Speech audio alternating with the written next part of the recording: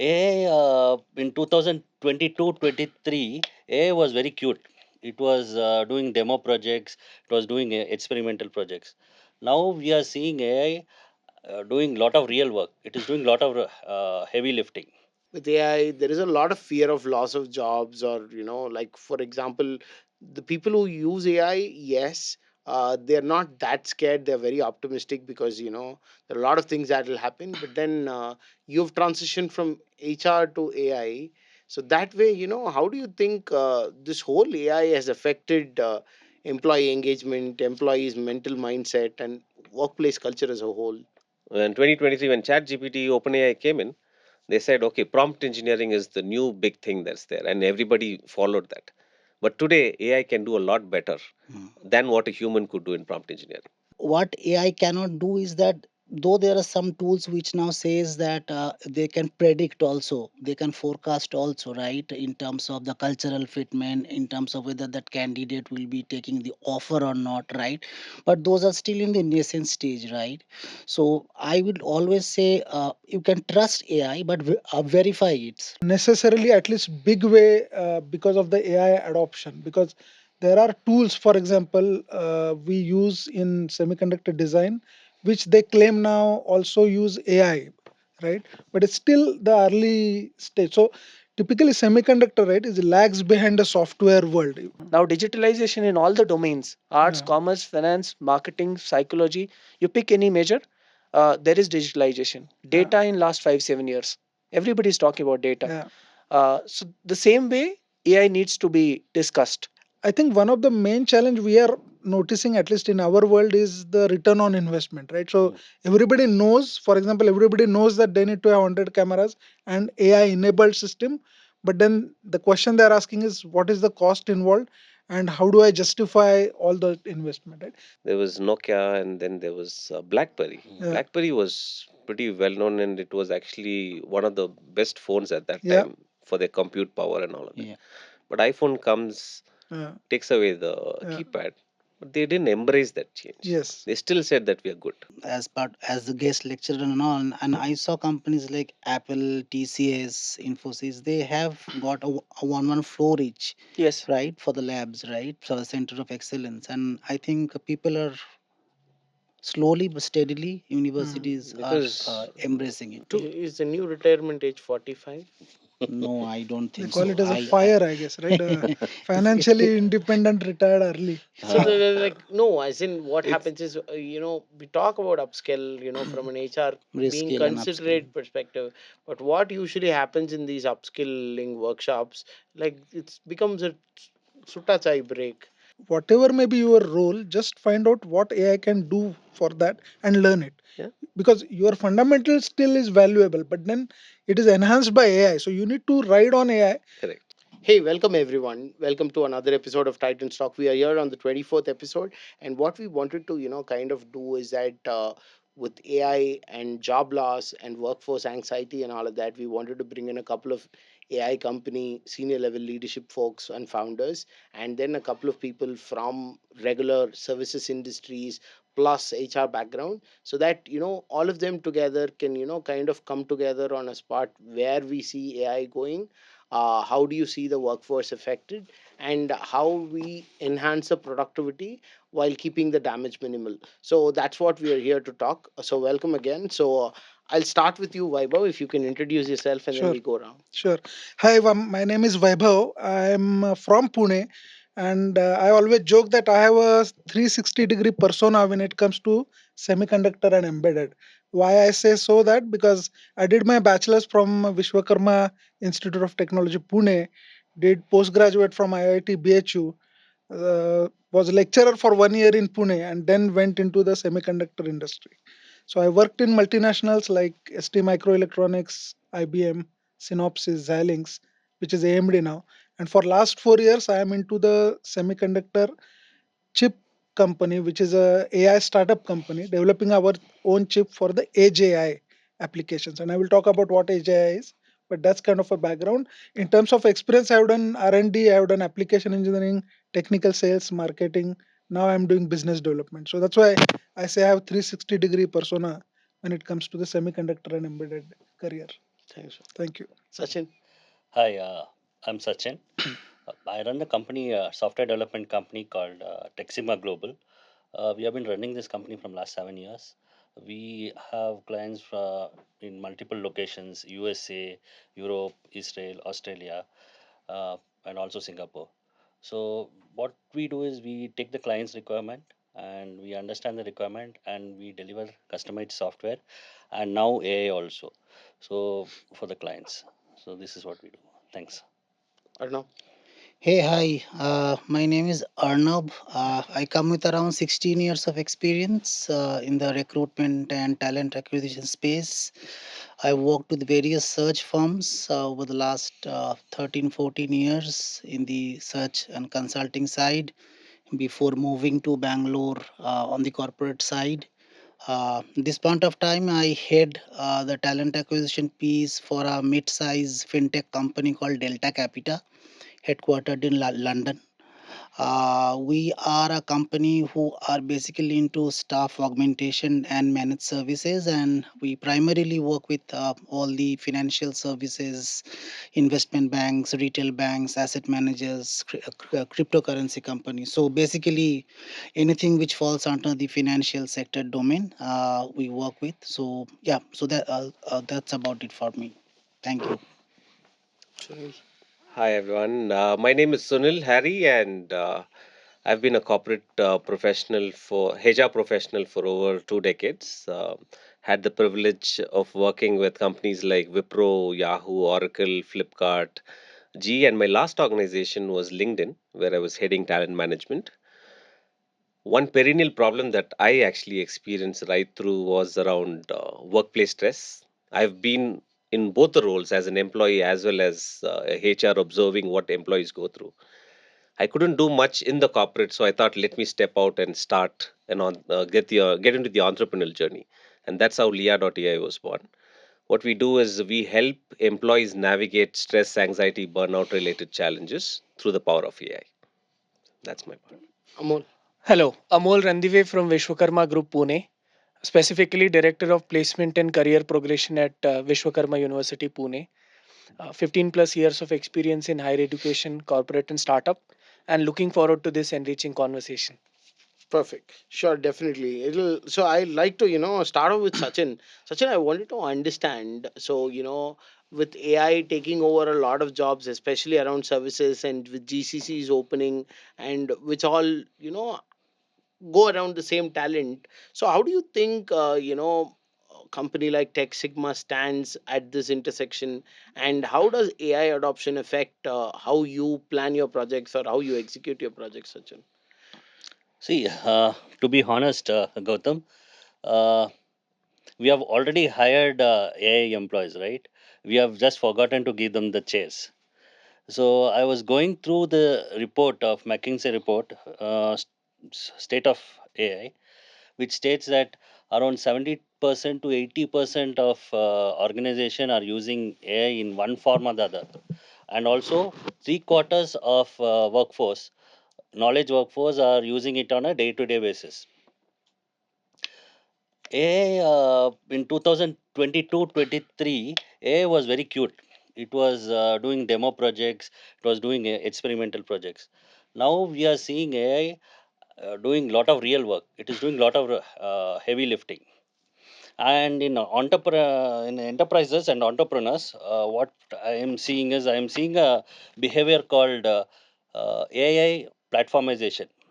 Here, entrepreneurs and enterprises are already standardized buying tools which are AI embedded. Um, in AI itself, in the organization itself, people are using AI in email, documents, PPT generation, auditing in financial sectors.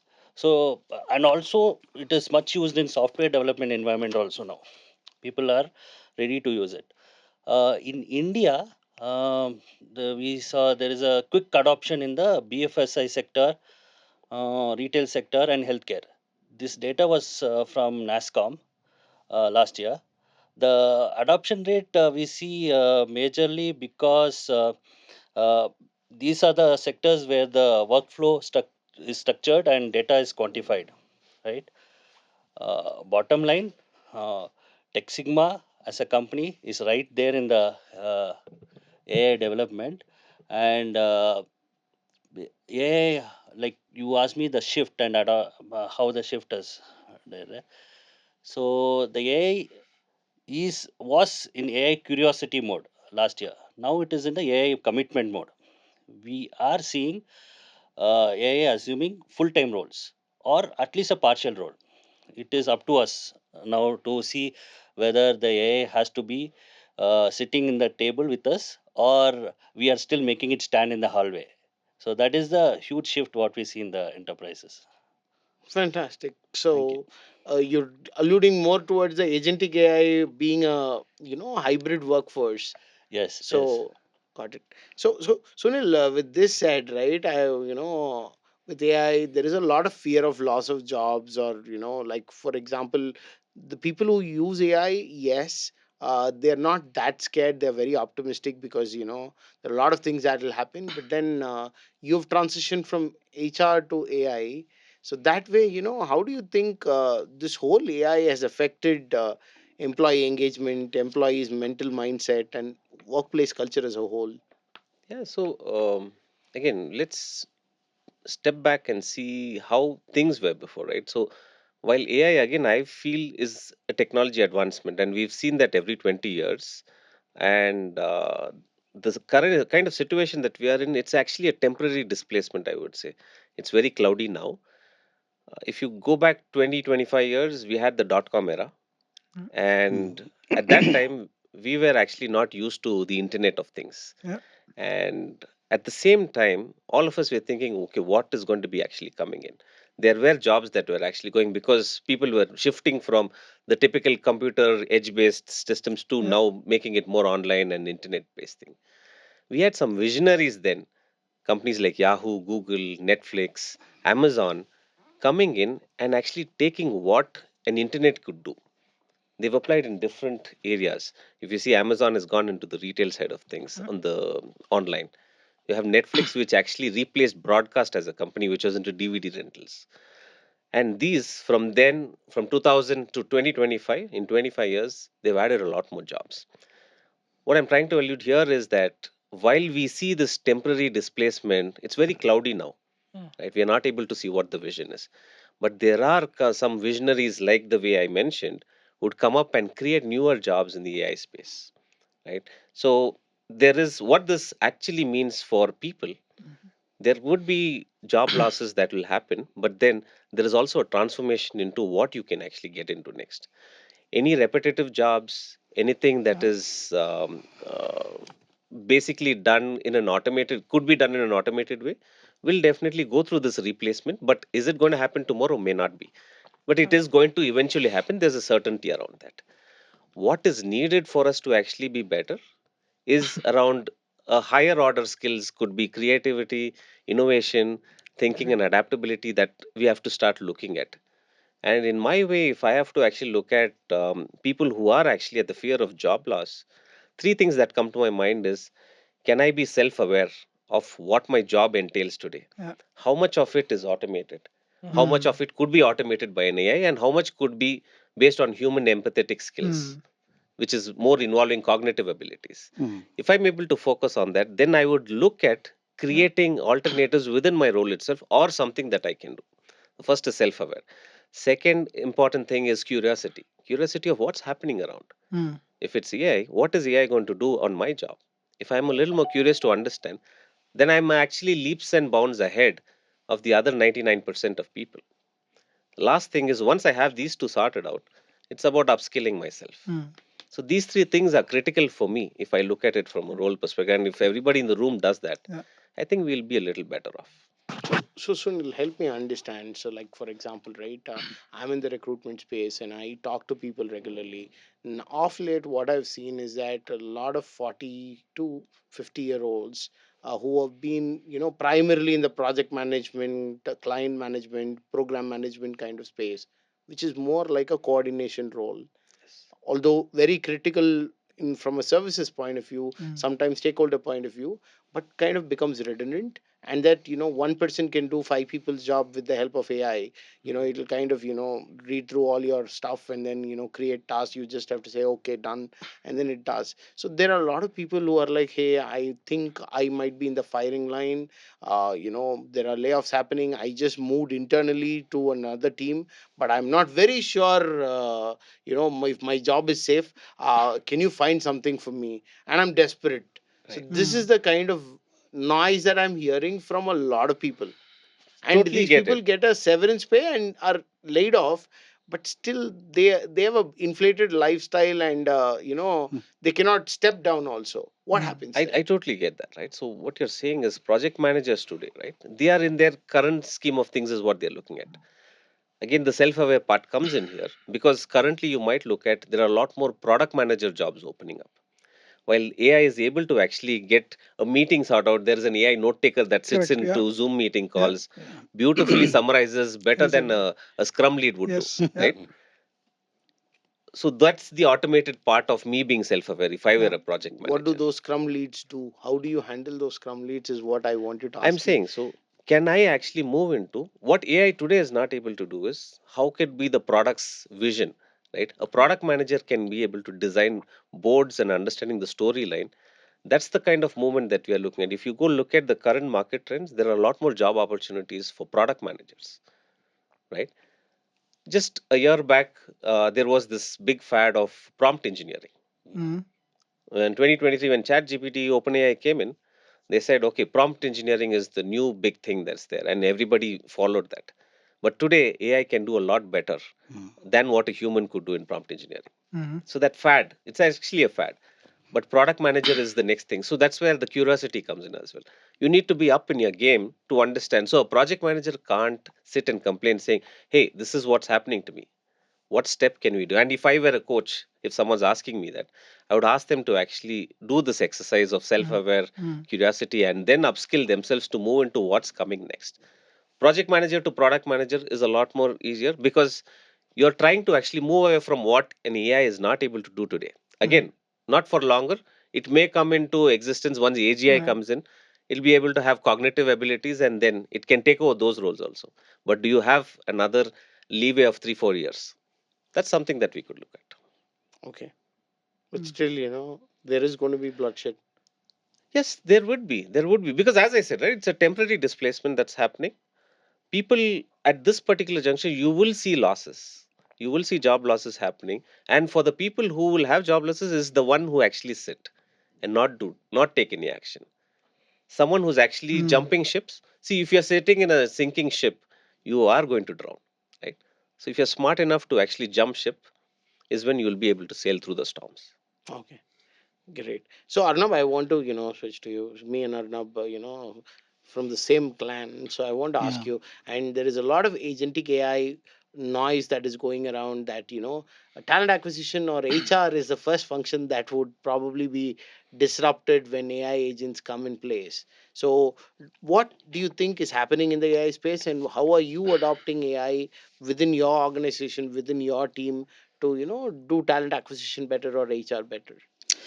See, to be honest, the recruitment funnel has got more data driven with the advent or of AI. So suppose if I say AI tools are there wherein we can do the first level of screening, we can do the first level of maybe interview, we can do the first level of shortlisting, right? The AI tool can do maybe the feedback management, right? These things, the transactional things, so, what are there in a talent acquisition cycle, right? So AI can very well do that, right? What AI cannot do is that though there are some tools which now says that they can predict also, they can forecast also, right? In terms of the cultural fitment, in terms of whether that candidate will be taking the offer or not, right? But those are still in the nascent stage, right? So I would always say you can trust AI, but verify it. Trust but verify, right? So we have adopted it. The recruitment team has gone to be a bit from transactional. They have gone more of a strategic strategic advisor, right? One more thing that AI has done is that the candidate engagement, right? It can be also be used as a marketing tool now, right? Recruitment is being used as a marketing tool, right? We can send customized messages, customized mails to maybe 10 offered candidates who will be onboarding us in the next 60 days, because typically Indian market has a 60 to 90 days of notice period. Once they sign the offer, the 60 to 90 days, many of the candidates go in for offer shopping, right? Yeah. Specifically in the tech space. So this candidate engagement through AI tools, sending them across customized messages, mails, these things has helped. This has actually has got the offer to offer drop ratio down. So that's a plus thing. But still, I'll say human intervention is still 50% of it, and rest of the 40-50%, yes, AI has taken up. So does that mean that, let's say for example, does that mean that the number of people you need in your team would be lesser but more qualitative? And would you still, need external recruiters at all while this does the heavy lifting, because you use external companies primarily to do the heavy lifting, and then you do the final process, right? Right. So is there a need for more people in your team? And is there a need for external consultants when you see? No, see, need for external consultants, external vendors, recruiters will always be there, right? How do I reach out to the passive job seekers, right? I need to search. That AI is, it's very difficult for AI to do it for me, right? Maybe run of the mill roles, the vanilla skill set roles, right? For those, I don't need external firms or external search consultant. But if I'm going through maybe a role which requires maybe a quant role, right? AI, it's very difficult for a recruiter to find. It will be very difficult for an AI to find also. If I'm looking out for maybe some regulatory roles who has experience in the UK legislations and all. So those kind of roles, it will be difficult for an AI also to find out. Those are the talent pool is very less, right? So for those roles, I think the recruiters and the search firms, external vendors are 100% still required, right? But yes, for the vanilla skill set roles of the run of the mill roles, I will obviously not go to the external search firms now. Got it. Got it. So Vaibhav, I wanted to, kind of ask you. So, Mhm. you are in the AGI space within the semiconductor thing. Yeah. How is it shaping, how you structure semiconductor workforce and all Yeah. of that? Yeah. No, so luckily compared to the software workforce, I think semiconductor is a specialized skill, number one. Number two, they are not as large as a typical software company. So any big company will have maybe tens of thousands and not lakhs, right? So I think impact is lesser, I will say. But obviously, as everyone says here, or you mentioned, uh, somebody doing kind of a program management, somebody doing some kind of a coordination activity, that can be easily replaced, or one person can do more job, right? So Mm. that's kind of given. But overall impact, what I see at least in semiconductor space, is not necessarily, at least big way, because of the AI adoption. Because there are tools, for example, we use in semiconductor design, which they claim now also use AI, right? But it's still the early stage. So typically semiconductor, right, is lags behind the software world, if I may say so. As a result, what happens is, if software is saying we are adopting, semiconductor will follow that path. So I don't think we have impacted that much with AI. uh, in fact, I mean, we may say that because we are creating such chips and systems, probably it is impacting others. But luckily for us, I think impact is not that major. I mean, there may be other reasons, like let's say automotive market going down, and hence job is reduced. But that's not because of AI. That's because of the market dynamics. That's what I've seen. Okay, got it. So Amol, I've always, loved fresh talent coming out of universities, and they bring in a fresh perspective to all the industries. But then, with, usually academics is a little, reactive to change, and they do it very retrospectively.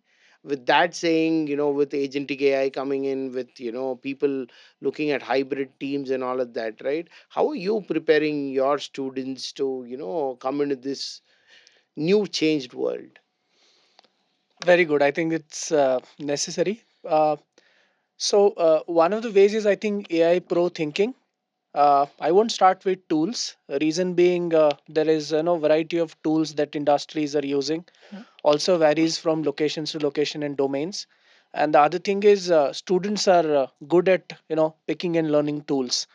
So tools is something that is part of the process, but recognizing the fact that AI is there and needs to be part of all the courses, all the modules, all the disciplines, all the departments, Mm. not just tech part of it. So that's the recognition part of it, I think. And two is conceptual foundational understanding of what AI means, because students who are passing out will be using this knowledge for years to come. Yeah. And in their lifetime, at least the career span of 20 years or so, they're going to see multiple such tools evolving. So how Mm. do they adapt and are in a position to do better in that sense? Specifically, I think application areas that we in Vishwakarma encourage teachers to look at is in two ways. One is efficiency is much talked about. Like in office space, also it is mostly to do with office productivity, Mm. and students are also using it for submissions, assignments, projects, presentations. That's addressing efficiency issue. Right. I think more thinking, as you said, futuristic would be looking at effectiveness issue. Mm. What are the new problems that we can solve, or at least we encourage students to look at real world problems that are probably not yet attempted. Maybe scale limitations are there. Mm. I think that is where academy can contribute and have those projects which industry would also appreciate and Mm. have partnership for. uh, so orienting teachers to begin with, and not just the curriculum part of it, but the projects, ideation, briefing. I think picking from what Sunil said earlier, like digitalization was not part of curriculum 20 years ago. Yeah. Now digitalization in all the domains, arts, Yeah. commerce, finance, marketing, psychology, you pick any major, there is digitalization. Yeah. Data in last 5 7 years, everybody is talking about data. Yeah. So the same way AI needs to be discussed Right. right from first session until the last one, and students can pick certain things and build their careers based on that. Yeah. Just one thing I remember and I want to add. When I was in college and just after college, many of the traditional industry folks like mechanical, civil, electrical used to jump the IT side of things because it was easy to do a 6 months course and get into some IT roles. I see the similar thing in the AI. So we are a semiconductor company, but we hire a lot of mechanical or any graduates who knows about the AI, right? So they don't know about semiconductor, they don't know about embedded, Hmm. they don't know about the actual application, but they can build a very solid AI models, so to say. So they are, I mean, we are, it's very common that a lot of people do projects in AI and hence get recruited into companies like us, which was never the case before. I think we're moving away from pedigree based Right. Yeah, hiring To the to more skill base. skill Yeah, based yeah, skill yeah. hiring. based. Agreed. Yeah. Correct. So, So true, that's happening. Again, skill based hiring is also, I think, a funnel view. Mm. Probably now it's about what the person can. Potential based hiring would where we want to see this going. And coming back, when we are talking about hiring, right, Arnab, I wanted to touch upon it.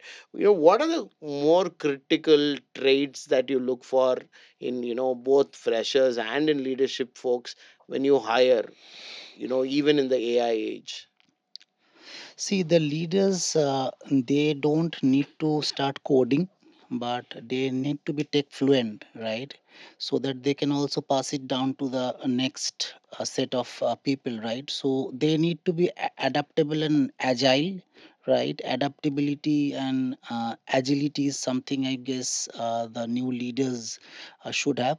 And what else? Adaptability, agility, and they need to be tech fluent, right? So these are the three things I guess that they need to be very aware of, so that when you adopt AI, there is a buzz in the employees that they are doing it for layoffs. It's not always true. You can do it, you can do it for cost rationalization also, but that doesn't always mean it has to be laid off. So the new leaders or the leadership at this point of time, they need to pass on this to the employee as well, right? So that there exists a co-work, there the AI and employees can coexist. So that's what I'm trying to say. Got it. So when you say that, Microsoft Workforce Report 2025 comes to my mind, where they say there is a new emergence of frontier firms. So these frontier firms are where, it's not AI replacing human, but AI and human having working in a Together. hybrid team. Yeah. Like say Yes. instead of like say 25 junior programmers, you Yeah. have 5 senior programmers and True. 20 agents working for you, each one of Yeah. it specifically doing something. So, Sachin, that's where, interestingly, it comes to pan. Like, how many agents do you have in your workforce? And what is, are you looking to adopt? Or is this just, Uh, for this, I will take the help of Harvard paper, so which talks about how to manage hybrid teams, that is AI and people working together, right? So they basically classify the working style into two modes. One is called a Centaur mode, another one is called a Cyborg mode.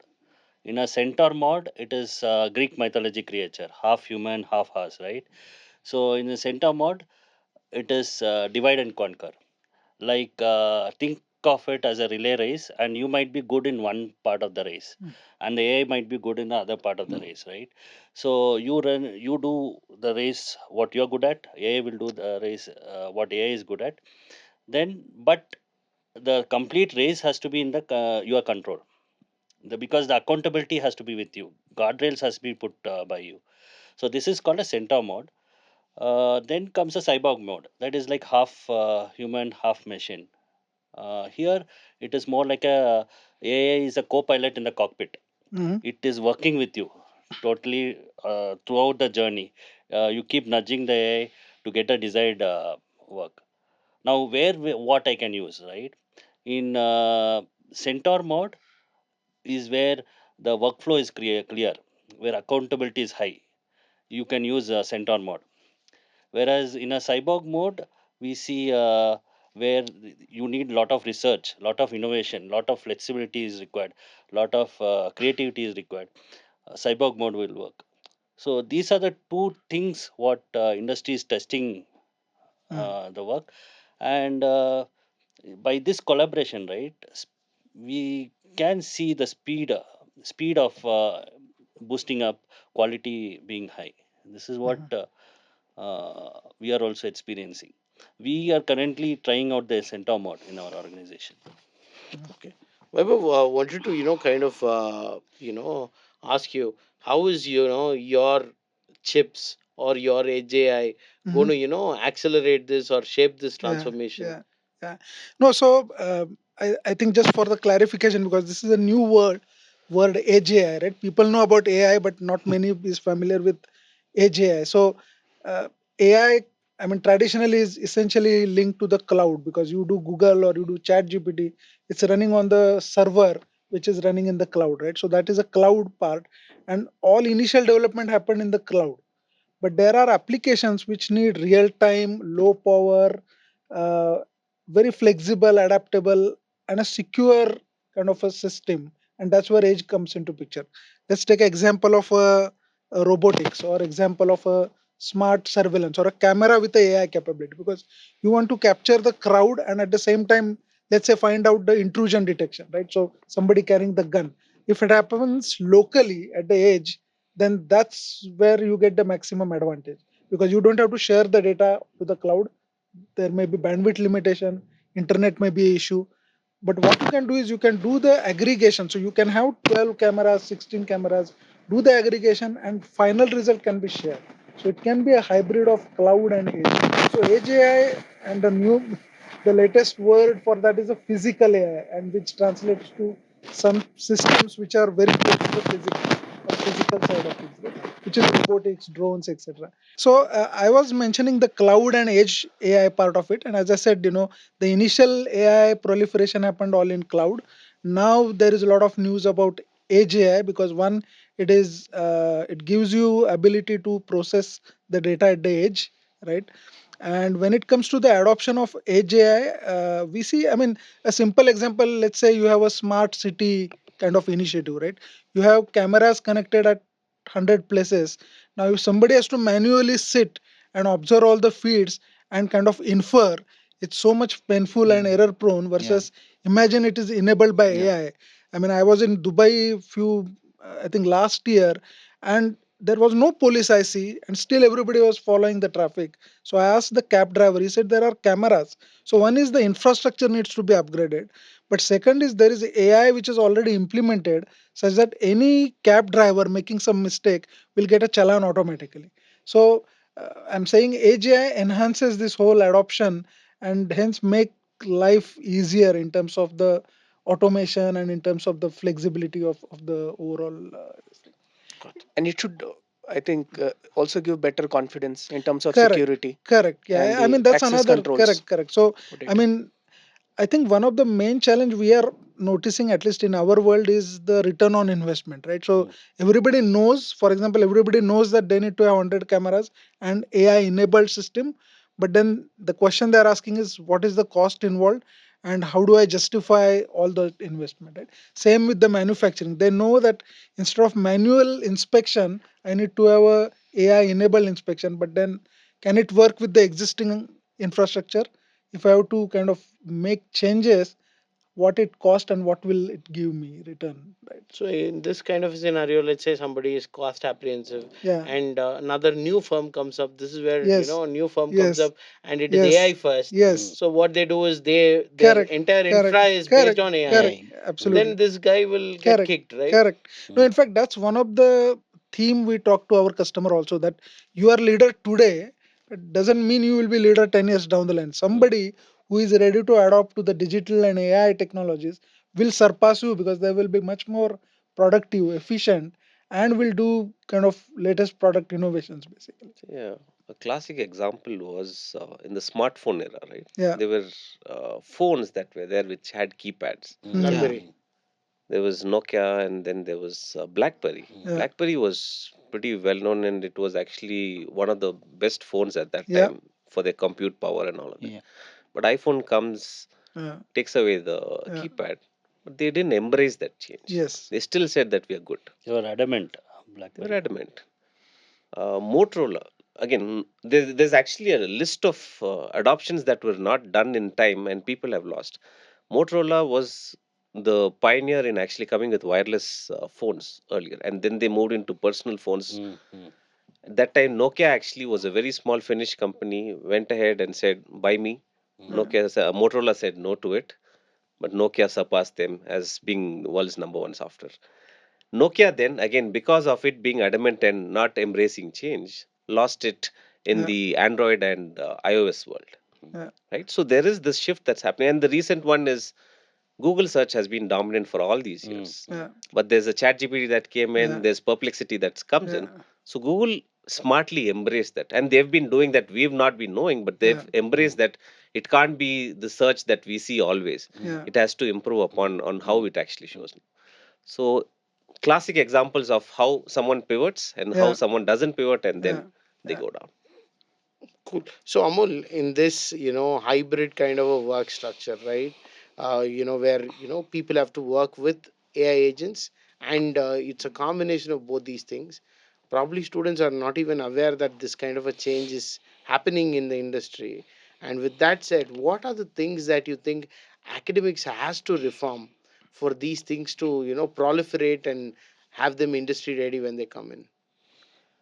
I think referring to what I said earlier is improving our collective understanding of what is going on in industry at commercial scale, and also in the research domain and what is coming in, and to translate that into real results is, uh, I think there is also need of profiling students on this parameter of what is their approach and perception towards AI. And trust me, I teach students, master students, usually in management and also some in tech. uh, some are very apprehensive, worried about careers not even using AI right now, and some are very, very excited. And then there is a group that is still okay with whatever is going on. Uh, And two is how AI can augment their work. I mean, as an integral part of whatever they are doing. That is one, I think, takeaway from this conversation also. Just trying to, Yeah. because they're yet to start their career, which means they have an opportunity to start on a good note. And what is that good note is foundational conceptual understanding is necessary. Plus, they can look at these emerging areas and start contributing there early. Uh, how will that happen is interface. So more summits have to happen, more conferences have to happen. The AI agents awareness has to be there. Hackathons and the concept and the kind of challenges that are thrown in Yeah. hackathons and boot camps have to evolve now.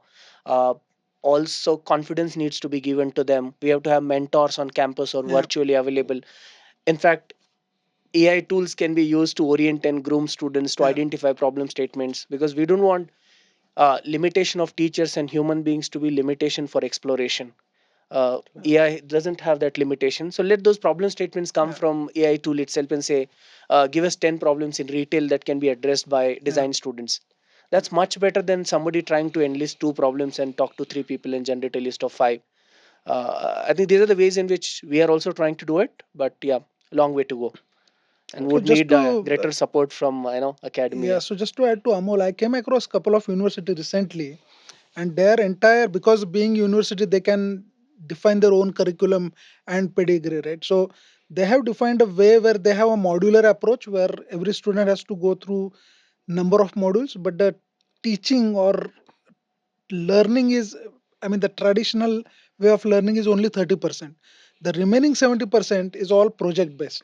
And one thing which I liked it is in that 3 month module, they allow, for example, me to act as a professor of practice, and Yeah, I can bring in, let's say, some problem which I have or I know, and I get that to group of students. Some can be bachelors, some can be masters, some can be phd. And to Amol's point, I mean, essentially it gets into a problem solving for a real world, right? So they are not doing some copy project and kind of submitting it, versus they are doing some kind of a real project which is catering to some real life example or use case, basically. So I yeah. see that shift in some of the newer universities, where they're Getting away much from the more. hypothetical stuff, because Yeah. if the problem is hypothetical, let's assume there is a company in city called, particular city. Why to assume? There are Yeah. companies already there. Name Yeah. a particular company that students can browse for, Yeah. give a prompt, find more information Yeah. about. Else, problem is hypothetical, solution is also hypothetical, portfolio is hypothetical, interviews are hypothetical. Yeah. Break the chain with something realistic: social, industry, community, government, Very uh, true. more awareness of what's around. And that's how people can find Yeah. problems, solve problems better, and build transferable skills. Something that I've keenly observed during my corporate journey as a HR is we've never had enough industry connects with Yeah. colleges. The real world problem use cases that you're talking about is as crucial as actually our students being more employable. Because Yeah. what happens is the 4 year degree that they go through, Hmm. they've been taught data structures and all of those, but they are not taught employable skills that are needed once they step into corporate. Yeah. So having these industry connects directly, like a classic example is in 2008 and 2013 when I was with Yahoo, we were actually setting up our research lab. Hmm. We partnered with IIT Bombay. Mm. We set up a lab there, Yes. Mm. giving the problem that Yahoo was currently solving. Yeah. So we had students from IIT actually working on those particular labs. They get to get a good exposure of what the real world problems are. Yep. We also get access to those students when we actually interact with them. When Right. we go for campus hiring, we were able to actually give them the opportunity to come on board. So both of us, it's almost like you know what I'm doing, I know what Mm. capabilities you have. There's this transferable skills that you actually Just mentioned. one point on Vishwakarma campus, we have more than 10 centers of excellence. Mm. One that we launched recently and is functional is by Zensar, and that's Mm. into game development. Mm. They have Amazing. global clients, and now we are building capacity batch of 30 every year in Right. game development specifically, and Mm. it's combination of tech, design, and also students from social sciences. Mm. That's the way to go That's the way to go. because Yeah. this gap is what many And colleges there are out there. micro credentials assigned to whatever students are learning. It's Yeah. part of the curriculum, so it's not Mm. over and above. Yeah. and there is also appreciation for teachers included in the appraisal for whatever I think contribution they make to a project lot like of these. universities, institutes are doing this because I have been to a couple of them in the last 2 3 months, Right. uh, as a guest lecturer and all, and I saw companies like Apple, TCS, Infosys. They have got a one floor each, Yes. right, for the labs, right, for the center of excellence, and I think people are slowly but steadily Mm. universities are Because embracing it. the technology that we are getting into the space, AI, not many of us know. Even the companies Yeah. don't know what they are actually looking at in the next few years. How will Yeah. college be able to actually come up with curriculums like that? So, an easier solution is this particular industry relationship that is there. It would actually seamlessly cover the bigger gap that people. One of the Mm. bigger challenges that I've always observed is students when they pass out, especially tier 2, tier 3 Yeah. cities, Yeah. they always lack the employable skills. Yeah. And that particular piece, while we were at LinkedIn, we launched a program called as Cochin. Mhm. Cochin was a 3-month apprenticeship kind of a thing Mm. before hiring them for internship. Right. And Nice. especially Cochin was for women students Mm. that we actually tried targeting from tier 2, tier 3, Mm. because we wanted to see how we can equitably provide Right. opportunities, right? Some of them, because of this employable skills, Mm. which it is not their problem, they were not aware that Right. these things are needed. Right. We train them for that 3 4 months, Right. and then they get an equitable opportunity to interview for the internship role. Right. We are not giving them a backdoor entry, but then we are Mm. Mm. upskilling them to Right. come up to a certain level where they start interviewing and Yeah. then getting the role by their Mm. own worth. So we Right. have renamed this industry relations with industry engagement. Mm. Ongoing engagement rather than occasional meetings, visits, Right. because then it's formal, one. And Mm. two, there's only limited number of things that one can talk about in a formal gathering. Right. Yeah. When students converse, interact with people, professors, spend Right. time, there's informal dialogues, people share their mind, heart. That is when you get to know direction and the pattern. Yeah. Rest all is formal and has a limited value. Because there are Right. only few things that one can say, and it may be Mm. unintentional. There are a Mm. lot of things that we may not express actually. Mm. Ongoing conversation, exposure, working on project together Right. will give them insight like anything. That's Right. something that is we're trying to embrace. Right.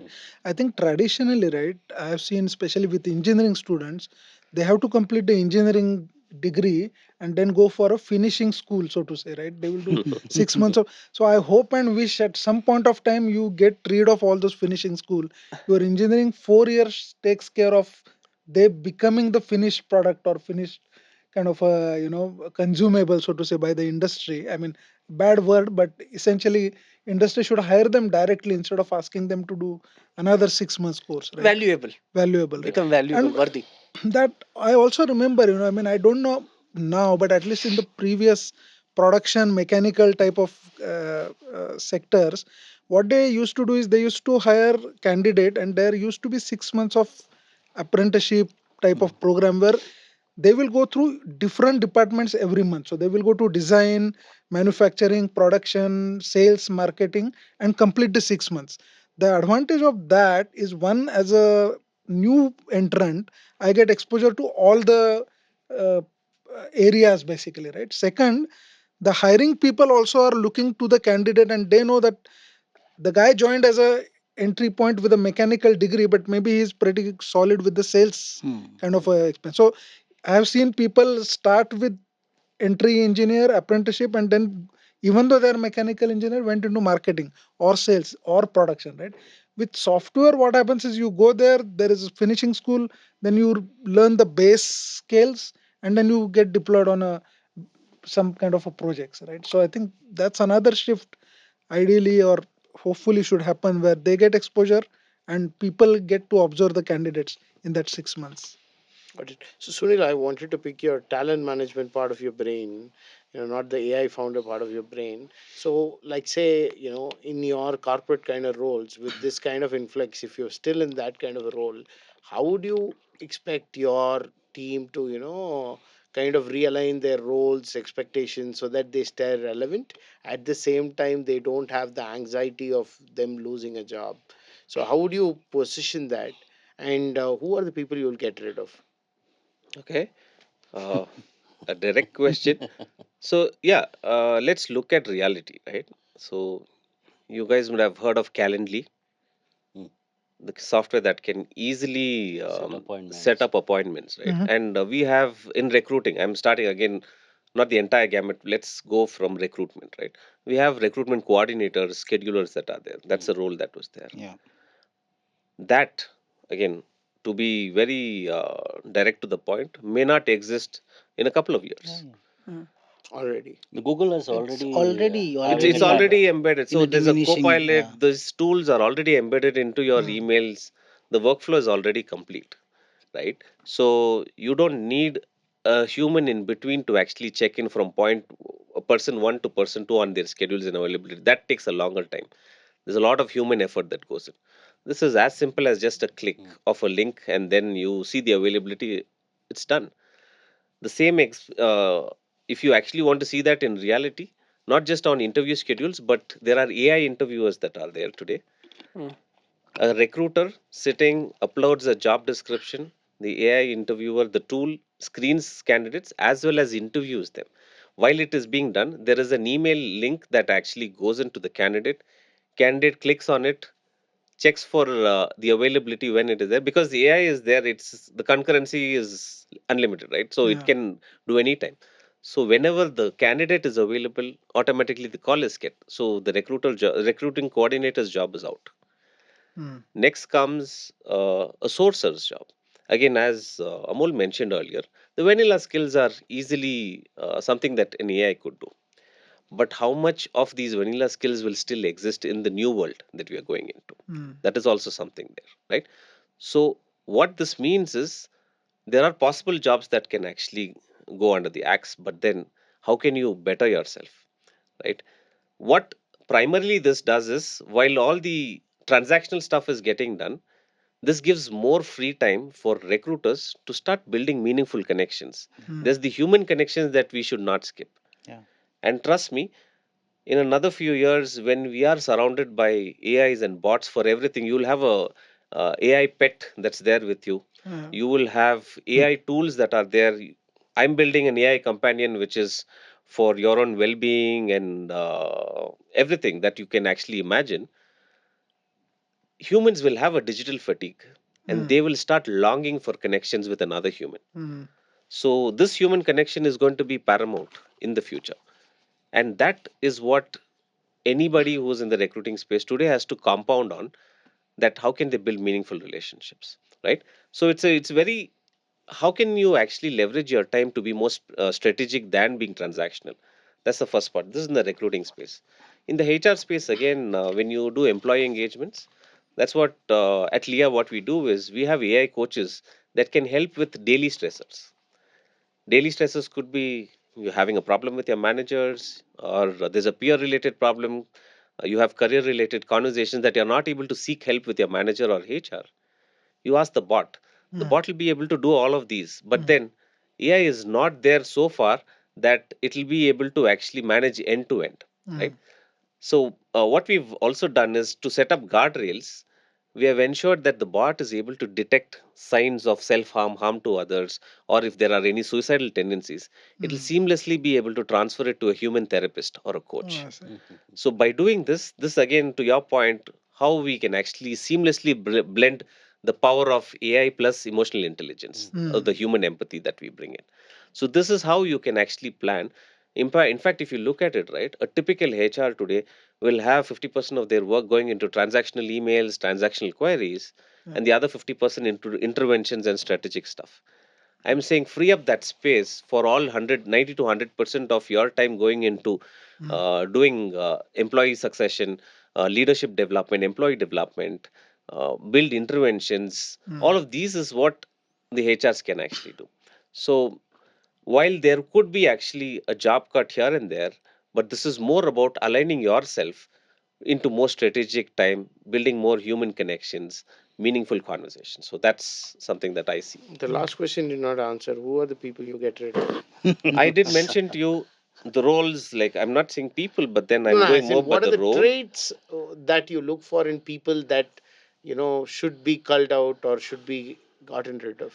I, I rather put it a different way, saying No leverage what diplomacy. is, no, leverage what is the best of AI, right? It's able to actually automate stuff as of today. The technology that is there, it's able to automate a lot of transactional stuff. So those roles that people are working on it, customer support. So what is already there today? You have AIs in the voice space taking care of customer support. In the banking space, it's already there. Right. There are AI SDRs that are there, sales development representatives. It's able to do those jobs. So if still someone saying that no, I want to compete with an AI, no, you don't have a position there. Rather, you move into the next level, which is actually having better relationships with those people. Can you actually get into that zone, right? So these areas are anyway going to actually go out. Companies have already taken the conscious call of actually trying it out. While there have been initial hiccups around the technology not able to scale, but I definitely see there is an opportunity for it to replace these Yeah. roles, right? So this is, truth be told, yeah, I'm openly saying that in the recruitment space, RC's roles could be a challenge, sources' roles could be a challenge, but can they transition? Sometime we also need to look at were these roles even there earlier, right? Mm. So always look at it from a positive outlook of in the new era of world, what roles can actually come in? Can Mm. we actually move from being a recruiter to a strategic recruiter? Yeah. Right? That will entail new traits that you need to build upon. Mm. So it starts from you. So you mean to say, what I understand is you have talked about the redundant roles, talked about roles that would go on, and the kind of people that you would get rid of are the people who are like, no, boss, I can do it better than AI. I will do it myself, and start competing with AI on redundant tasks. So those are the kind of people you would want to get rid of pretty fast. Yeah.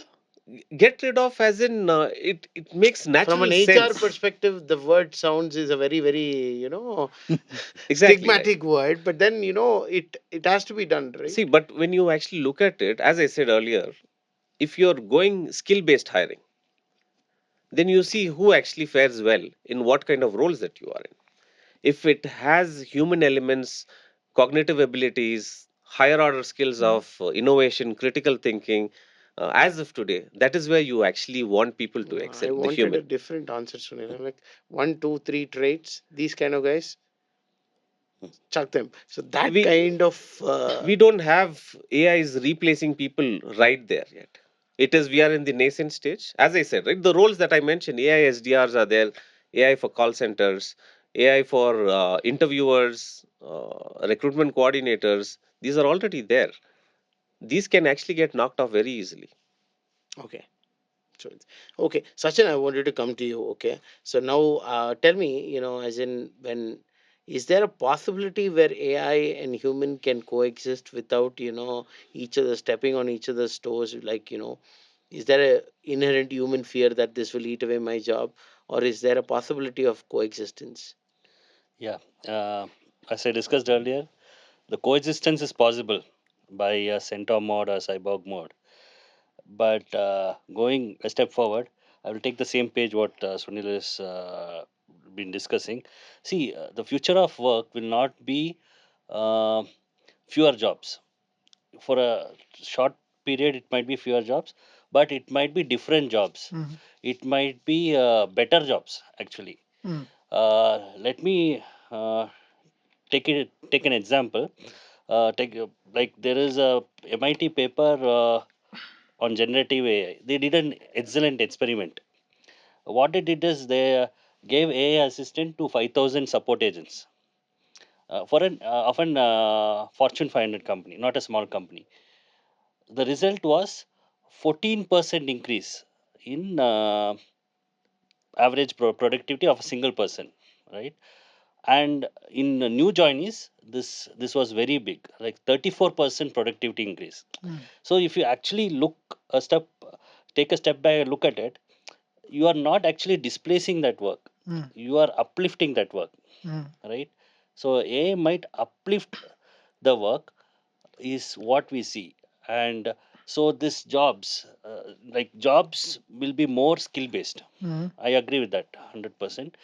The certificate, the degrees will not be much of use. It will be skill based, role based. It will be on a decision making levels. it will be on innovative thinking, it will be on research thinking, your how good you are in consulting, understanding the problems. So here the skill sets is required. The routine kind of job may not be there and won't be there going ahead in the next 4 5 years. Routine kind of job won't be there.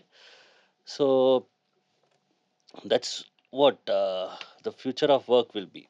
It will not be fewer jobs, it will be a better jobs.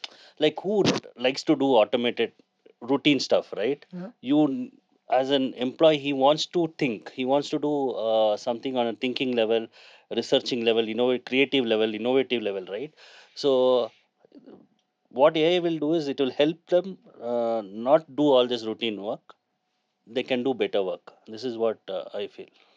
Okay, so I kind of understand, but then every time there is a technology disruption, right? What happens is there are better quality jobs created, Mm, mm, more value jobs. That means they pay Yeah. more, mm, but then the number of jobs kind of reduce. Yeah. And with for a country like India, which has about one mm, crore people mm, joining workforce every year, mm, mm, completing higher education and joining. I'm not talking about the mm, rest of them. mm.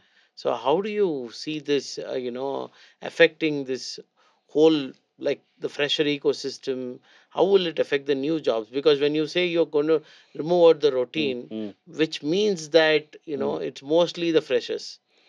Like you mentioned, the next 3 4 years will be a bloodshed. So there is a transition friction will be there in the moment.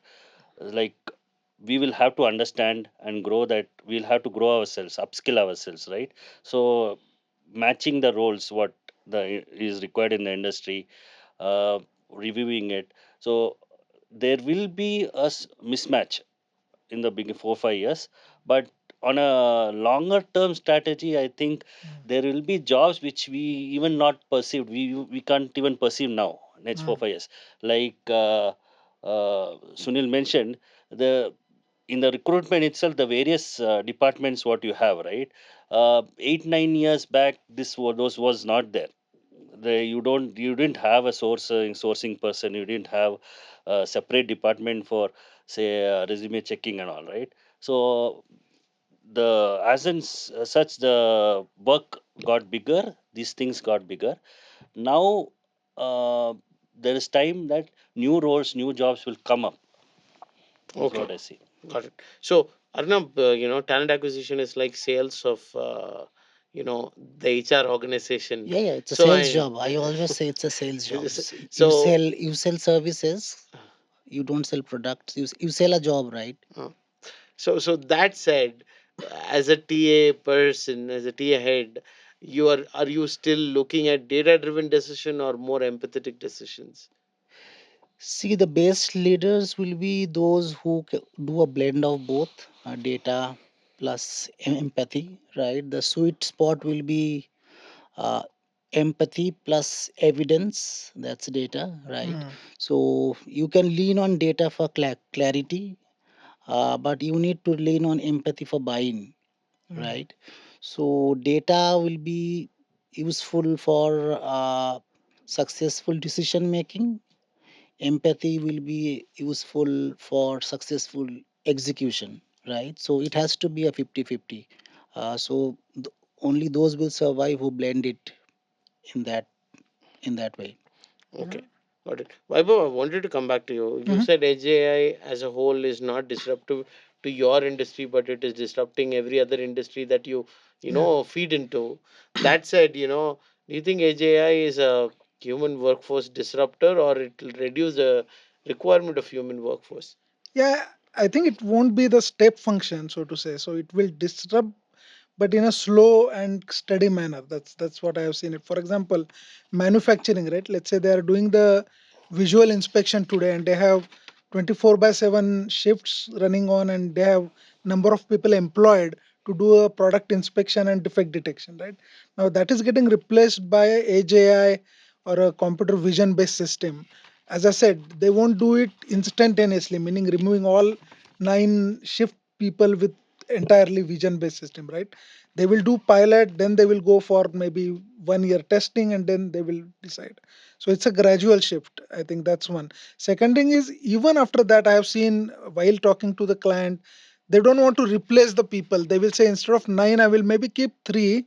And then even after your AI gives me the result, I want that person to validate and then make a conclusion, because I'm sending my Maruti car or any car to the final customer, and just AI taking decision doesn't make sense. But instead of using 9, maybe I will use 3 as an example, one person per shift. So there will be kind of a reduction, gradual, but definitely it will happen. It will happen. Got it. So, you say you use AI in, like sensing employees' well-being, but for example, I use ChatGPT extensively. I have a separate project which is more like my human counselor. Like, I go, if I Mm, have a fight with my dad, I talk to it, and it makes me feel better, and like why my dad may be right, but still I'm not mm, wrong. mm. So that way, it kind of helps. But that said, especially in the talent management space, are you risking reducing human emotion and connection when you use AI to sense whether there is this fear, or if there is this anxiety? Plus, you're being paid by the organization, the employee is using you. Then, how do you make the employees trust that you're not, like, because with all the information that you have, you can say who is at attrition risk, who is at retention risk, Yeah. who is more prone. Like, you can figure out who you can give a smaller increment and get away with, and who you should give a bigger increment to keep them happy. So this data is becoming very valuable for the organization. Mm. How will an employee trust, or what are the guardrail measures, Sure. and how do you do that? Two parts to it. First thing is an a good data analysis on what OpenAI just released very recently. In the last 3 years since OpenAI launched ChatGPT, with about 770 million weekly users, the data that showed up was uh, 59% is actually used for non-work related stuff. Huh. In fact, 2024, it was 53% of people using ChatGPT for non-work, which is personal needs, like the use cases that you shared. In 2025, that has jumped from 53% to 73%, right? And what are those top three use cases that people usually reach out for? First one is to actually take personal coaching or guidance, Mm, exactly what you mentioned. mm, The second, that is about 29% of people do that. That's the first one. Second one is about 25% of people seek information. mm. It could be any random Anything. information Right. that they're reaching out to. Previously, we were using Google search to seek Yeah. information. They are now leveraging ChatGPT. The third one is about 24%. People use it for writing emails or content generation and all Yeah. of that. So if you look at all of this, right? So there is a huge adoption of AI, and the reason is that they are actually not wanting to share their identity, Mm, right? So this is what goes through a person. And when I actually take it back to why I'm building this particular product called Lear.ai is purely because employees need help, but they don't seek for help, yeah. purely because there's a stigma attached to it. They Mm, don't want to be considered weak or incompetent, right? There's a fear of judgment yeah. always. So when they have something which is anonymous, Mm, which is judgment free, which gives them that confidential support without tracking, yeah. that's where the trust gets built. And what we have done to ensure that trust is built, we have two different agents. The first agent is given to you 24 bar 7, which is again built on evidence based coaching framework, which is very different from what a Q&A bot like a chat GPT would do. Mm, If you ask chat GPT, I'm stressed, it'll give you like 7 8 points and say, okay, go figure it out. mm, But what we do is we try to emulate what a therapist or a coach would do. They mm, don't usually give out responses. They try Ask to more actually questions. probe you a lot more Yeah. questions on what's the situation that you're in, what is the emotions that you go through, Mm, how do you actually Empathize take off, better. mm, yeah, how do you take off the negative patterns and come up with a solution that you come up with, right? They'll explore strategies with you. So this is the kind of coaching that we actually provide, the model or the bot that is given to employees, mm, because panic can actually hit at 2 a.m. in the night. Yeah. So whom are you going to look at, right? And this is more in a guarded way. Like if you search anything on Google, it can somehow lead you to cancer. That's Yeah. that's what happens, right? Mm. So how can we Always actually, leads to cancer. yeah. So how can you actually provide something within the guarded space? And what we've done is, for about 8.5 months, we hired a couple of psychologists who've done workplace related Mm. research around what are the challenges that employees go through. We picked three use cases: employees, managers or leaders, and HRs under workplace. We looked at all these challenges, we came up with solutions, and we also came up with survey based questions. So Mm. this segues into the second agent that we've built, which is called a listener agent. Mm. Listener agent checks in with employees in an anonymous fashion, Mm. and the data that's collected is actually provided in an aggregate and anonymized form, Yeah. ensuring that there is still that trust there. And we only be wanting to sell to companies that will appreciate what the problem employees are facing and not who raised the problem. Mm. This is very, very Yeah. critical. And out of 10 companies, only maybe one or two might say yes to that. The others might want to know Yeah. who's raising this Yeah. problem, Yeah. just to actually know how do I weed out these people, right? Mm. No, but if we have to actually move into the future of work, it should be more around employees' well being that's actually put in Mm. front than being more productive. Because if there's a saying that always says that companies take care of their employees, the employees will Yeah. take care of their clients. Yeah. That's the one liner that if company does look into, they'll first look at what are the problems that are there, our employees are facing. I Mm. don't really want to know who are these others. And based on our research, we found that 93% of the problems the employees face are very generic in nature. Mm. That not just me, Hmm. all of us are actually Common. facing it. It Right. could be work hours, it could be bad leadership, it could be toxic work culture, all of these. If you're able to actually solve that 93%, the remaining 7% fall under anything to do with self sexual harassments, or like this favoritism and all the other individualistic things that are. Mm. So how we do is we have two agents, to just to summarize. One is given to employees without tracking, pure judgment and support. The other one is actually a listener agent. That is when we provide organizational insights for companies on how their employees' sentiments are, so that they are able to actually figure out where they need to, where they see their strengths are, where their opportunities are, and they'll be able to provide interventions behaviorally or leadership. Mm. So this way, both are actually being benefited. And to your question, will AI actually reduce human connections? No, not absolutely. Because while we are providing this as a day-to-day stressors for it to work on, the HRs will be able to actually have better connection. In fact, when you go to a therapist or a coach, they're not solving it for you. Yeah. They are actually making you understand how do you go and communicate and articulate to the other person. Yeah. A classic example could be is if I had a managerial problem. My manager gave me a feedback for not being doing well, and I didn't know what to do. Should I actually leave the organization or not? And we usually use ChatGPT or something to go Mm. check in there, right? Mm. If you use Leah, what it'll do is it'll actually try to understand what are the kind of situations you've gone to, what is your Mm. emotion there. Mm.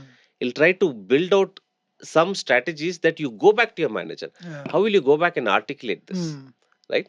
So it's again not just cutting away the human connection. It's trying to build. It's trying to Mm. bridge that gap. Mm. One of the biggest challenges that we've had in my own experience as a HR, as a leader, as an employee is communication. Mm. As an employee, I hesitate to ask certain questions to my manager. Right. Again, there's a fear of judgment. As a new manager, I have a difficulty Right. managing tough Right. employees. So these are the challenges that are, and one thing that stands by is communication. So something Mm. that we want to articulate is through our agents. It is trying to enable a better conversation with humans. Mm. Got it. So now, I want to kind of throw the floor open and kind of stir the pot, okay? And, come up with different. So, and, you know, all the AI adoption has been, targeted or, centered around job losses. It's not about efficiency gains, it's not about technological breakthrough. All the AI conversation has been around job losses. So it's open to everyone, but I wanted Arnab's view also on this. Let's say, for example, what are the teams within your organization that are kind of hiring, used to hire on a spree have slowed down? What are the organizations that are like, culling of people, as in within your organization? What are the different groups that are culling of people, and what are the ones that are aggressively hiring? Okay, I'll two parts to this. So, in terms of slowing down of recruitment activities is basically for pure transactional roles, right? Still, I will say, as I told in the earlier statement, that vanilla skill sets role, right? So vanilla skill set roles are no longer in demand. Strategic roles which are into maybe process improvement, change management, tech roles, right? Consulting roles. These are the roles which are much in demand, right? Transactional roles like Sunil said, recruitment coordinator, right? Who EA, right? Personal assistants, admin, right? Those are on the dip side, right? So, and what was the first part of your question? So I wanted to understand which stakeholders or which groups within your organization have kind of, scaled down hiring, or, are firing people, and which part of your organization is hiring actively. Yeah, so the transactional roles, as I told you, the admin, facilities, EA, personal assistants, right? So all these are vanilla skill set roles. So those things are on the dip, right? And but roles which are more strategic in nature, right? Like consulting, change management, process improvement, developers, data scientists, quant. These are on the rise because I don't think AI has still got gone into that level of intelligence that they can mimic those roles which are niche in nature.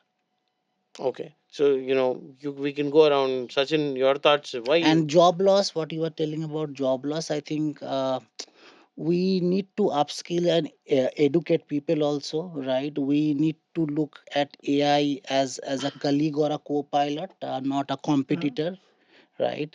And I think it's on the organization also, it's on the leadership also, and I believe to some extent it's the duty of the government also, and like the big industry bodies like NASCOM and all, they should also come up with more upskilling and reskilling programs or communication, that AI is not only is your co-pilot and a colleague, right? It is also very important that you coexist with them. And Arnab, picking what you said, right? One about the job losses and all. See, one major thing is bad news travels faster. So we Exactly. are seeing everywhere that Oracle has cut down He sales. became the richest person in the world after firing 3,000 people. So, Yeah, yeah. so, so, so then is that the route to become more? What people are not talking about, where is that investment gone? It has That's also again in the gone news, back by the there. way. It is the They had investment a has big again deal gone with back to. I saw. OpenAI, and that's why their valuation shot up. Mm. But dealing with OpenAI means firing 3,000 employees, or was it a part of the plan already? Saw a meme which was same thing where it is a cycle from Oracle. It has gone to the OpenAI to Oracle. So it is a cycle. The money is going. The just it's got inflated. The market valuation has got inflated. So that's what bad news is traveling faster. So, but there have been good actions happening. Like most of the organizations are doing upskilling. Most of the organizations are redesigning their job roles and all. So these are a long term process which we'll not get to know now, and the results will come in a longer term, right? So right now what is happening is cost cutting, job losses, some cost cutting things also they're adding into AI. They're giving a name as AI cost cutting, right? When your margins are under pressure, you Mm. would bound to lay off people, right? And when you lay off people, the easiest ones are the ones that are like, like say a rational in one of the companies that I work with is they draw a line, a base, like an average salary for every level. And when Mm. somebody is above that average salary, then they just fire them without any reason, and this is when they are not promoted. Every year they get the regular Yeah, increment, Hmm. and yeah, then beyond a particular time, like suddenly a manager is like 20% above the average. uh, Then when you want to cull people, when you want to lay off people, you look at all the people who are not promoted and above the average salary, uh. just carpet bomb them and then fire them all in one shot. So it's an easier way, because if you're not promoted, you're probably not adding more value there. So Hmm. I Sunil has a very bad stare. see, not likely. Okay, what is happening now is most of the organization which is doing cutoffs are actually earning good. The profits are from last year. It is doing well. Most of the organizations, and I've been speaking to some of my counterparts who are in MNCs, right? So the cut is not the way we think that it's above this salary people will get. It's random. They don't know how a person who is very strong in the field is getting laid off. Person who is saturated or who are there 10 15 years are there in the company. So the logic maybe I'm not from the MNC, so I'm not understanding the logic. So they're not using much of a logic there. Do you? That's how layoffs happen today. No, He's not really. working. There again, there are different schools of thought there Thoughts. in terms of layoffs and retrenchment that happens, right? So some companies, again, no names calling here, but then some companies are very performance driven. They have that imbibed in their culture that hey, if you're a strong performer, you stay. If you are not in that bell curve, Yeah. then you bound to leave, right? And people join there knowing that that's the Yeah. culture. And there are companies that are very much known. People can guess those. There are other companies which are very employee first companies, Hmm. right? Which say that okay, sometimes some of the companies again in the recent past they didn't even have a performance culture there.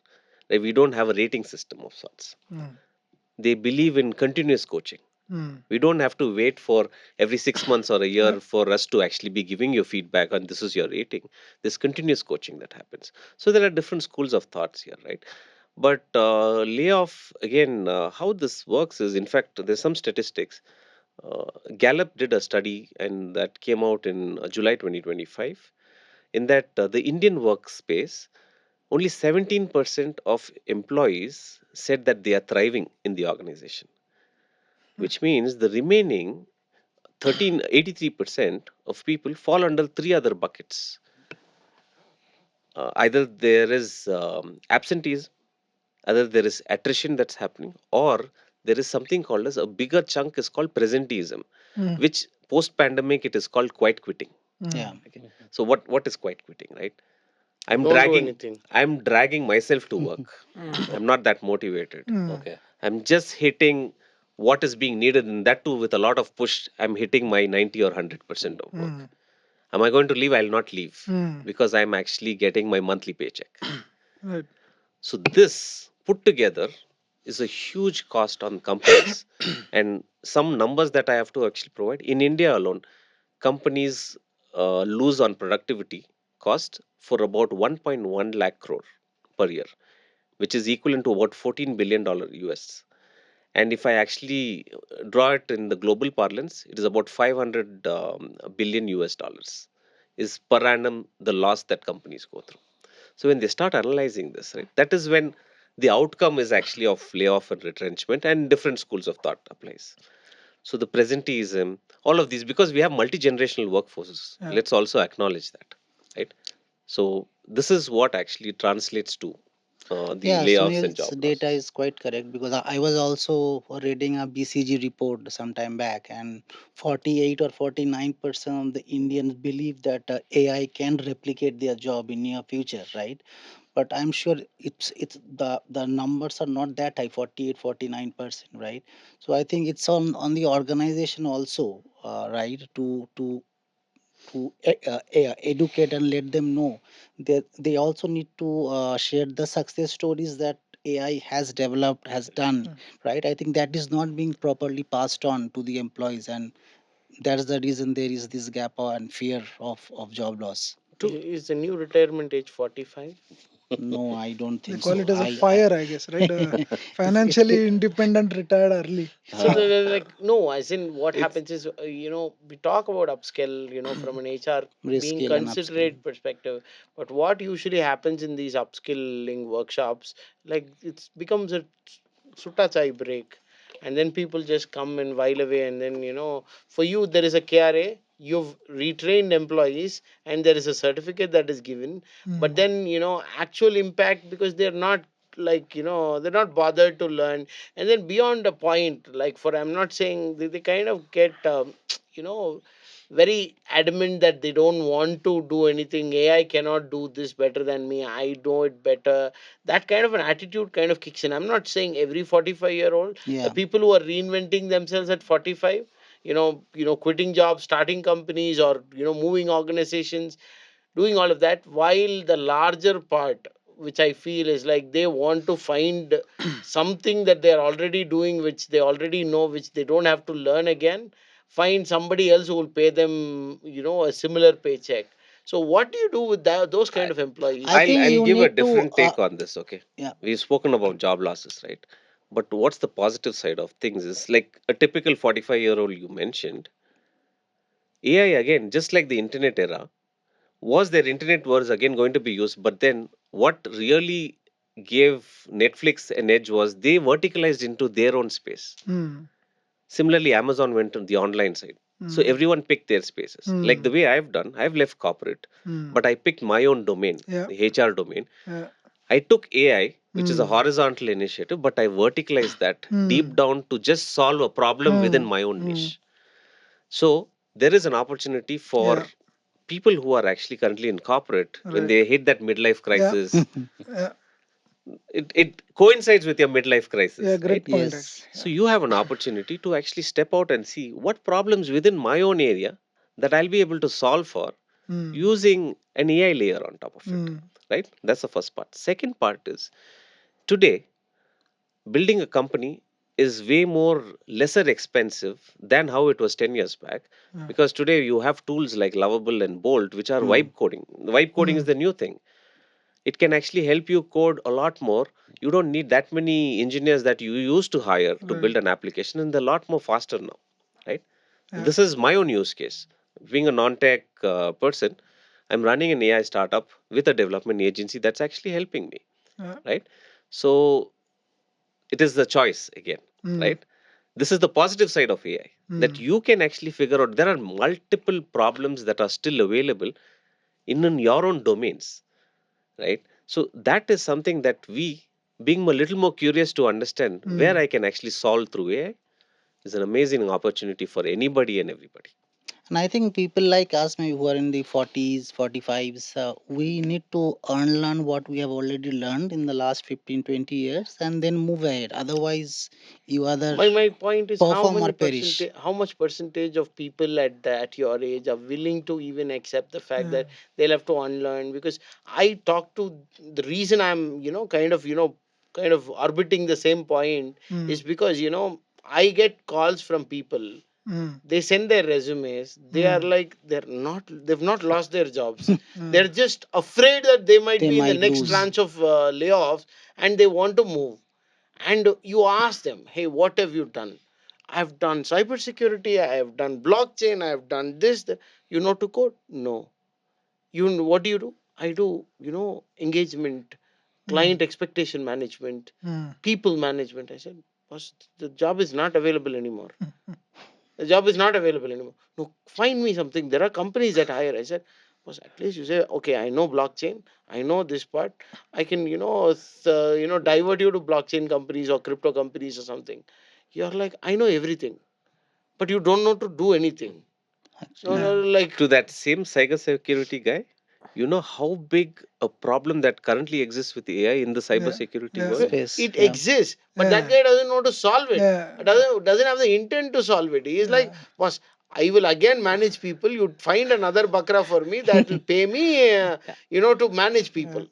That is his The first question. thing is we have to step out of our Yeah. Yeah. comfort Comfort Yeah. zones. zone. So Corporate jobs, what do you do with these guys? You're a talent management guy. You have to, you cannot, like, for us in sales it's very simple.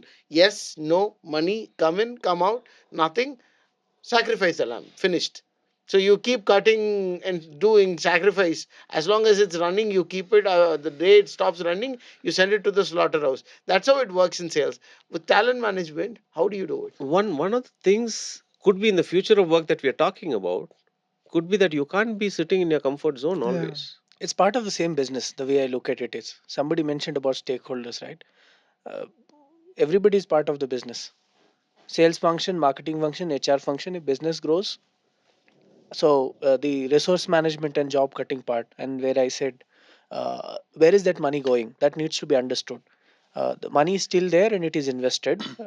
Companies are repurposing it, maybe putting it somewhere else where they think is the future. And whether one should worry about 20% or a larger pool and company's own future, these are the bigger dilemmas that one has to address. And about skills, I think there's this concept of T-shaped skills, something that could be relevant, I think, whereas you have depth in something and there is breadth. And the breadth refers to transferable skills, again, a new term, which is about problem solving, Yeah. critical thinking, curiosity, note taking, active listening, collaboration. Uh, that can help. I mean, this is specifically for students. If they're wondering, I'm sure for last half an hour, what is future for us, which is not yet started, right? So it would be relevant to look at these transferable skills and have depth in something, and skills like adaptability, flexibility, open-mindedness, and how those are embraced and nurtured for extended period of time. Not like you have energy in it first 3 years, 5 years early career, and that you can relax a bit and then you Right. kind of give back mode. I think this whole thing is Yeah. evolving, and I am confident the younger generation will pick and do better in these areas Mm. because they are trained, and their brains are wired for this right from the day one. Mm. Something that the mid career ones are going through right Right. now is they're like Gen Zs are seeing all of this from the first, like, the threat of complacency part. Where is complacency for them? The Mm. job stability, Mm. something like, assured thing. uh, it's They hardly don't there seek for assurance. months. Yeah. So I think these questions may become redundant Redundant.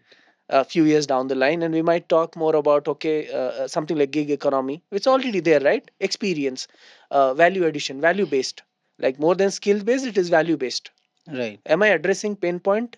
Do I offer something that adds Yeah. value? If it does, Yeah. I'm worthy. If I'm not, I should accept, admit it, go back, Right. figure out a better value proposition, come Right. back to market.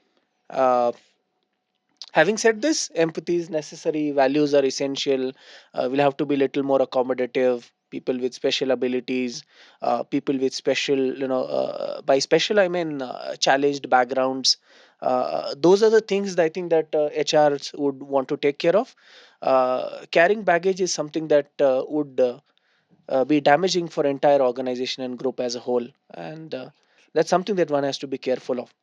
I You think companies nowadays, while the younger generation is moving from the classrooms to the boardrooms, right?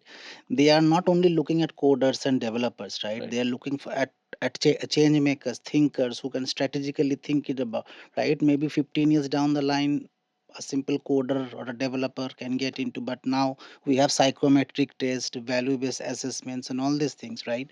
So people are looking out for for candidates who are thinkers and change makers rather than pure play coders or developers who just are moving up from a classroom to the boardroom. True.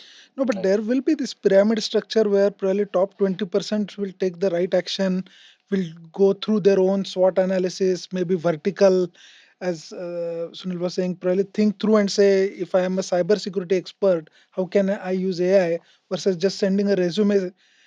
Sending a resume is not a right action, I mean, going through your own journey and trying to map it to the AI future is probably what going to matter, right?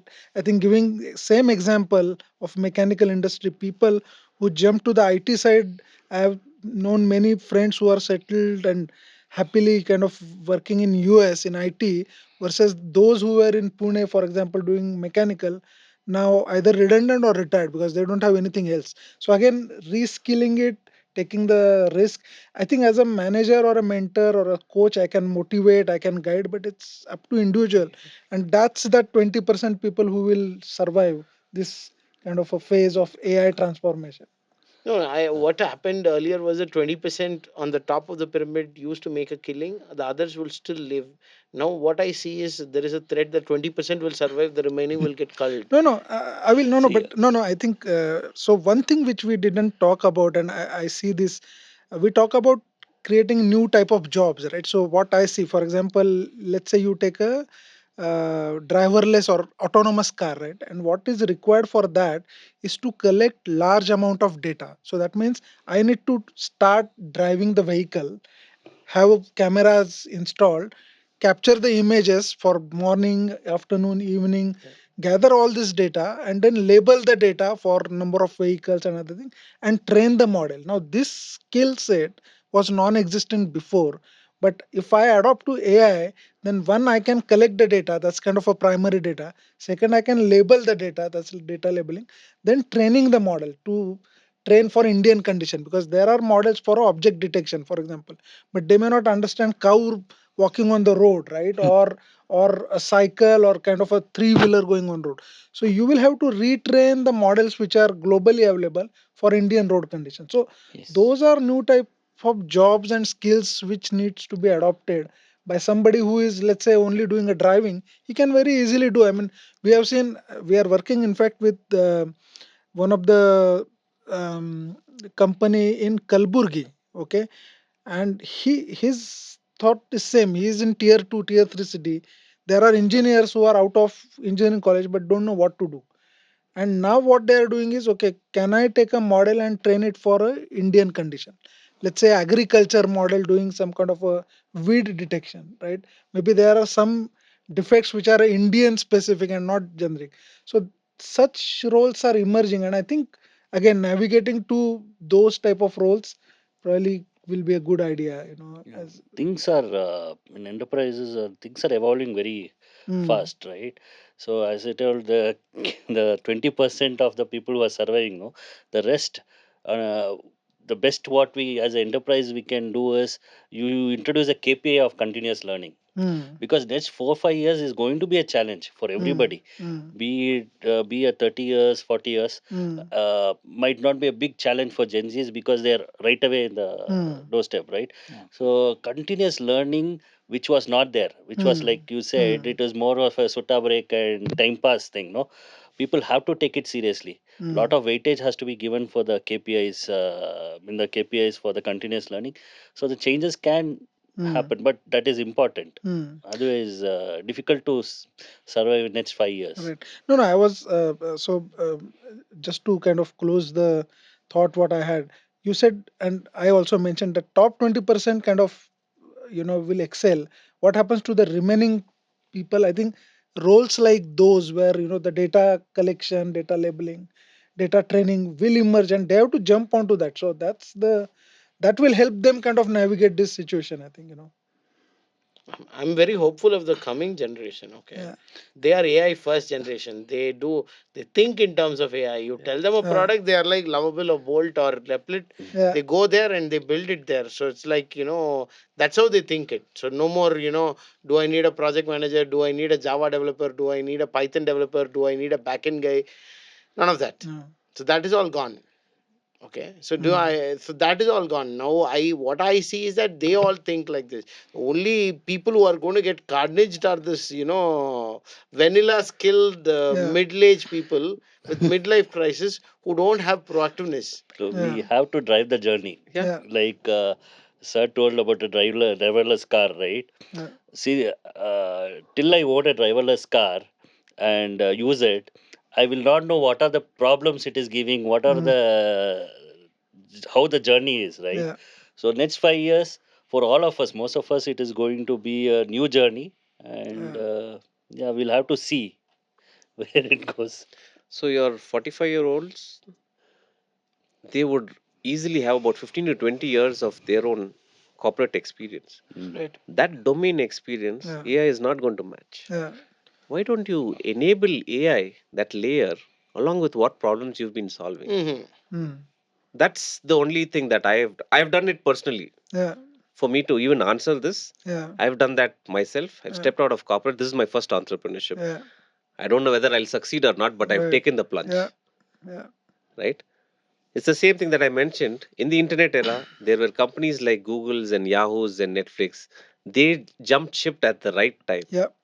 and they foresaw what the vision is. Yeah. AI again is that next frontier that we Right. actually can look at. Whoever steps into that is going to actually sail through a lot more faster. Right. That's Yeah. depend on every individual there. Right. In fact, one thing I always tell some of the young guys, whatever may be your role, just find out what AI can do for that and learn it. Yeah, Because your fundamental skill is valuable, but then it is enhanced by AI. So you need to ride on AI, correct. adding your fundamental skills basically, right? So you are chemical engineer, you remain chemical engineer, but how can you use AI for a job which you are doing in a chemical industry? Got it. Got it. Now I want to switch to the interesting part. We call it decision dilemmas because we corporate kind of show. So instead of rapid fire, it's a decision dilemma. I'm going to give you two options. You're just going to choose one. Mhm. Okay. You want to choose one. You don't have to explain. Okay. But yeah, okay. So Sachin, I'll start off with you. You'll automate routine tasks or upskill employees. Actually, That's why I told you you can pick one.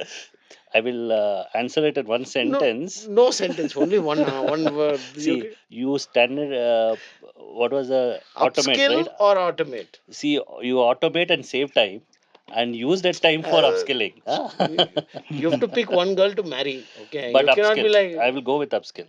Major thing. upskill. Okay, standardize the processes or encourage flexibility. Again, one. Yes, everybody. Because whenever I ask this question, right, people go on a long, wounded answer. Like it's all right. No, no, encourage flexibility. As of now, it is required. Prioritize innovation or cost efficiency. Innovation is long term. Cost is short term. Global workforce or local adaptability. AI has to be global. Short-term ROI or long-term transformation. Right now, short term ROI. Yeah, it's Right always now, gray, right, because short term ROI gives the trust, right? And it is like a battery of the torch. Whereas the transformation part is the light of the torch. It gives you the direction. Okay, Sunil, AI-driven engagement tools or human-led coaching. So actually, I will go with a No, blend of hybrid. everything is blend only. That's No, no, why no, no. For the this the no, no, but that's the specifically, reality, this is Gautam. the reality I would no, say. no, Relative maybe as of the now. challenging reality and status quo is why the question is like, you will be a little left leaning, right leaning. You might be a centrist. You will lean little towards one side, right? That's why I'm asking, which is more effective according to you. You don't have to explain it, This is scalable, so I believe AI. No, this is personable, so I believe human. I would go with the human connection. Productivity or employee well-being. Employee well-being, Data privacy or personalization. data privacy, non-negotiable period. Technology first adoption or culture first shift. Culture first, Continuous monitoring or trust-based systems. trust-based systems. An altruistic HR. So, Arnav, so employee trust or shareholder expectation. Employee trust, Hire for potential or proven skills. potential, Automation in recruitment or human evaluation. both to be honest. Pick one. I have to like. Human intervention needs to be there in the Ah, last mile. So yeah, shorter hiring cycles or deeper candidate assessment. deeper candidate assessment, Workforce diversity or performance first hiring. performance first, any day. Okay. For an HR, you gave a direct answer. Yeah, DEI is the new name of the I game, right? know, It's I like know. reservation in a new clothing. True, that's true, that's true. But still, that's my personal view. This is my personal view Yeah, too. yeah. I like, vibe up. So, cloud AI scalability or edge AI agility? It depends on applications, but since you are putting gun on my head, it's uh, AGI agility because I'm in the AGI world. So General purpose AI or domain specific AI? domain specific AI, R&D or rapid deployment? rapid deployment, Security first or speed to market? security first, Global scalability or local optimization? local optimization. Amol, yeah. Standardized curriculum or personalized learning? Still standardized. It's still standardized. Yeah. You want personalized You or still need template and skeleton. okay, research driven or industry alignment, Industry. exams or project based, Projects. coding skills or problem solving mindset, Problem solving. 100%. faculty led or peer driven collaboration. For this, both. Uh, You still need proactive audience to take care of it. If it's not there, you need okay. drivers. Else it's risky. Got it. Great. So you come to the last contributions round, which is like more like we as a industry, what we can do to support bridge this gap between academia and industry, more in terms of like say you can offer internships or offer TED talks for the students or mentor a few students, something like that. Not a monetary contribution, but more like a like a goodwill contribution kind of thing. So Sachin, I'll start with you. What do you think? How do you think? Let's say, for example, how do we think we can help Vishwakarma students become better, and how you think you can contribute? Definitely mentorship. We can look into mentorship, project based. Uh, we can guide you to the projects, and they can do live projects with us. These Great. are the Good. ways Okay. which I see is possible, which you discussed already, right? Yes. So in all those discussion, I think we will be a good fit. Sunil. Thank you. I can offer coaching. I can come do some sessions. Usually, in my current scheme of things, I always devote about a few hours in a week where I have enough of people, because this is from coming from my HR career. A lot of people reach out and then I help them making career decisions. So I can extend that help to We do your have students as UG well. and PG programs in psychology as well. Mhm, mhm. Absolutely. Good. Arnab. We have already onboarded around 5 6 people from Vishwakarma this year through campus placements.